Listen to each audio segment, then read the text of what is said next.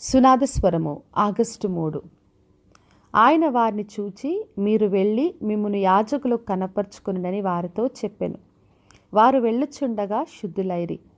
లూకాసు వార్త 17వ అధ్యాయము 14వ వచనం. మరి యేసుక్రీస్తు దగ్గరికి ఒకసారి 10 మంది కుష్ఠరోగులు వచ్చి దూరంగా ఉండి, ప్రభువా మమ్మను కరుణించమని కేకలు వేశారు. అప్పుడు ఆయన వారిని చూసి, మీరు వెళ్ళి మిమ్మును యాజకులకు కనపరుచుకోండి అని చెప్పాడు. వారు వెళ్ళుచుండగా శుద్ధులయ్యారు, స్వస్థత పొందుకున్నారు. మరి యేసుక్రీస్తు వాళ్ళకు ఒక మాట చెప్పాడు, వెళ్ళి యాజకులకు కనపరుచుకోమన్నాడు.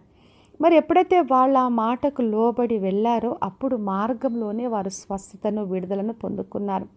అందుకనే మన జీవితంలో కూడా ఆయన మనకు ఒక మాట చెప్పినప్పుడు ఆ మాటకు మనము లోబడి విధేయత చూపించినప్పుడు మనం మార్గంలోనే గొప్ప కార్యాలు, స్వస్థను, విడుదలను పొందుకుంటాం. మరి యోహాను సువార్త 2వ అధ్యాయంలో ద్రాక్షరసం అయిపోయినప్పుడు యేసుక్రీస్తు వాళ్ళకి చెప్పాడు, ఆ బాన్లను నీళ్లతో నింపమన్నాడు.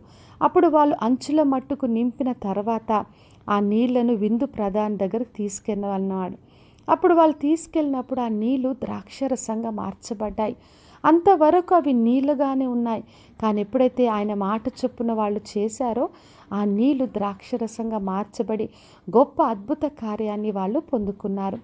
మరి మనము కూడా దేవుని మాట చొప్పున లోబడి ఆయన చెప్పినట్టు చేసినప్పుడు గొప్ప కార్యాలు పొందుకుంటాం. మరి సంఖ్యాకాండం 21వ అధ్యాయంలో చదివినప్పుడు అందరూ కూడా సర్పపు కాటునకు మరణిస్తున్నప్పుడు యెహోవా దేవుడు మోషేతో చెప్పాడు, ఒక ఇత్తడి సర్పం చేసి దాని వైపు నిదానించి చూసినప్పుడు అందరూ బ్రతుకుతారని చెప్పాడు. అప్పుడు వాళ్ళు అదేవిధంగా దానివైపు ఎవరైతే నిదానించి చూశారో వారందరూ కూడా బ్రతికారు. అందుకనే మనము ఆయన వైపు చూడాలి.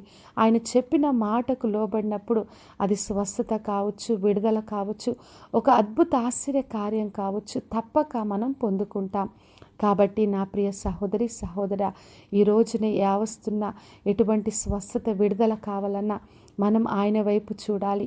ఆయన చెప్పిన మాటకు లోబడినప్పుడు మనము మార్గంలోనే స్వస్థను, విడుదలను పొందుకుంటాం. మరి ఒక గొప్ప అద్భుత కార్యాన్ని పొందుకుంటాం.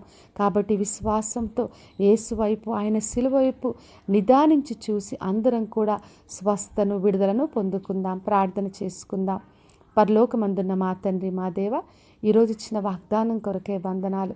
ప్రతి ఒక్కరిని దీవించి ఆశీర్వదించండి తండ్రి. ఎవరైతే మీ మాట చొప్పున చేస్తున్నారో వారికి మార్గంలోని స్వస్థను కలగచేయండి దేవా. వారి నీళ్ళను ద్రాక్షరసంగా మార్చి గొప్ప కార్యాలు జరిగించి మీరే మహిమను పొందమని యేసు నామములో అడిగి వేడుకొంచున్నాను తండ్రి, ఆమెన్. ఈ శుభవచనము వినిచున్న ప్రతి ఒక్కరి జీవితంలో నెరవేర్చబడునుగాక. నేను మీ ప్రియ సహోదరి మంజులాచరణ్.